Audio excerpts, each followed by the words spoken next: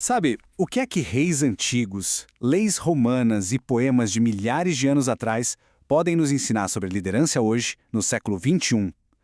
A gente poderia pensar que não muito, mas a verdade é que eles têm muito a dizer.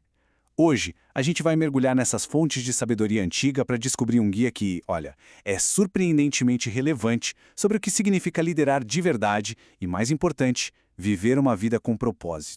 Vamos pensar um pouco nas figuras de liderança que mais inspiram. O que elas têm de diferente? É só o cargo que ocupam, o poder que têm, ou será que é algo a mais? Essa pergunta, a diferença entre simplesmente governar e de fato liderar, não é nova. Na verdade, é uma questão central que pode definir o destino de empresas, de comunidades e até de nações inteiras. A nossa primeira parada nos leva direto para os corredores do poder do mundo antigo, o livro de 2 Crônicas. Mas olha, não vou me encarar isso como um texto antigo e empoeirado. Pense nele mais como um laboratório de liderança. Um lugar que documenta com detalhes bem diretos o que acontece quando o poder absoluto encontra as falhas do caráter humano.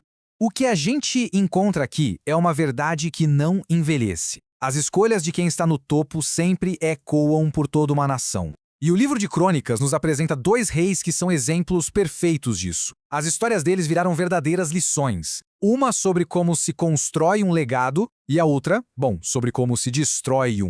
De um lado, temos o rei Uzias. Ele é o exemplo clássico de como o sucesso pode, subir a cabeça a ponto de causar a própria ruína.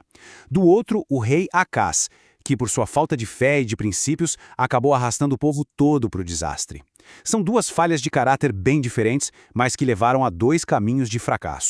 A história do rei Uzias é um conto clássico de advertência. Ele começa super bem, buscando conselhos, construindo o reino. Só que o sucesso acabou virando o veneno dele. Lá no auge, ele se achou tão poderoso que esqueceu das regras que o levaram até ali. O orgulho dele foi tanto que o levou a um ato de pura arrogância, que teve consequências imediatas e terríveis. É uma lição forte, né? O momento em que a gente mais precisa de humildade é justamente quando nos sentimos mais poderosos. Já o reinado de Acas nos mostra uma tragédia diferente. É a tragédia da liderança sem um norte moral. Ele não foi destruído pelo orgulho do sucesso, mas sim pela completa ausência de princípios. As decisões dele levaram à rejeição de conselhos sábios e a atos terríveis, como o sacrifício dos próprios filhos, uma coisa que revela um colapso total de caráter que simplesmente mergulhou o reino no caos. Mas a liderança nunca acontece num vácuo, certo? E se o caráter de uma nação não dependesse só do rei, mas de cada pessoa? A nossa próxima fonte, o livro de Romanos, nos tira das intrigas da corte e nos leva para as ruas, para examinar a responsabilidade de todo mundo na construção de uma sociedade justa. Romanos 13 nos apresenta um tipo de modelo para a ordem na sociedade. A ideia central é que, para uma sociedade funcionar, ela precisa de uma estrutura de respeito e de responsabilidade mútua. A questão aqui não é uma submissão cega, mas sim um entendimento de que certas estruturas são necessárias para o bem de toda a comunidade. Então, como é que isso funciona na prática? Bom, o texto descreve basicamente 3 níveis. O primeiro é o respeito pela ordem que já existe. O segundo é cumprir com as nossas obrigações como cidadãos, mas é o terceiro passo que leva tudo a um outro patamar. Ele argumenta que, por trás de todas as leis e impostos, existe um princípio fundamental que dá sentido a tudo isso. E essa citação resume tudo de uma forma brilhante. A ideia é que, se a motivação por trás das nossas ações for o cuidado genuíno com o bem-estar do outro, a gente naturalmente vai cumprir todas as outras obrigações sociais. O amor aqui não é só um sentimento, mas uma ação que sustenta toda a estrutura da sociedade. Bom, já vimos a liderança no poder e a responsabilidade na sociedade. Mas o que é que sustenta tudo isso? Agora vamos olhar para dentro, para a bússola interna do caráter. E para essa jornada, a gente vai recorrer a uma das mais belas poesias antigas, o Salmo 23. Essa frase tão simples muda tudo. A metáfora aqui não é de um rei nem de um legislador, mas de um pastor. Isso nos transporta de um mundo de poder e de regras para um de confiança, de cuidado e de orientação pessoal. Aqui, a fonte da integridade não vem de fora, mas de uma segurança que vem de dentro, de saber que se está no caminho certo. Olha só o que esse líder pastor faz. Ele não comanda, ele guia. Ele não exige, ele restaura. Oferece proteção contra o medo e conforto na dificuldade. Este é o arquétipo do líder servidor. E é essa segurança e provisão que constrói uma base interna sólida, permitindo que uma pessoa enfrente qualquer desafio com integridade e com coragem. Ok, então nós temos a humildade no poder, a responsabilidade na sociedade e uma bússola interna.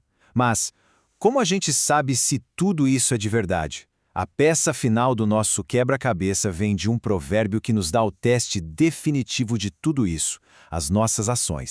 É uma ideia simples, mas muito, muito profunda. Não importa o título, a riqueza ou os discursos. No fim das contas, o nosso caráter é a soma das nossas ações. Desde uma criança brincando até um rei no seu trono, as ações são o espelho da alma. Elas são a prova visível de quem a gente realmente é. Certo. Percorremos um caminho bem interessante, da história para a lei, da poesia para a sabedoria prática. Agora, vamos juntar todas as peças.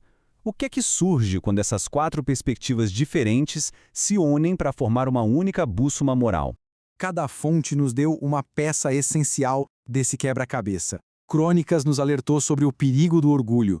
Romanos nos ensinou sobre a responsabilidade que temos uns com os outros. O Salmo 23 nos mostrou a importância da confiança interior. E, por fim, Provérbios nos deu o teste final, as nossas ações.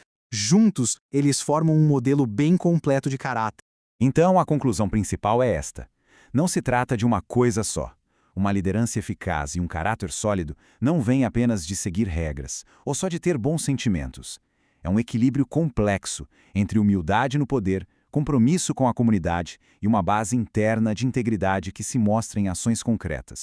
Isso tudo nos deixa com esta pergunta final para reflexão. Neste nosso mundo de hoje, cheio de tecnologia, de política complexa e de desafios globais, será que esse modelo antigo de humildade, responsabilidade e integridade ainda é relevante? Talvez seja mais relevante do que nunca. Agradecemos por acompanhar essa exploração. Até a próxima!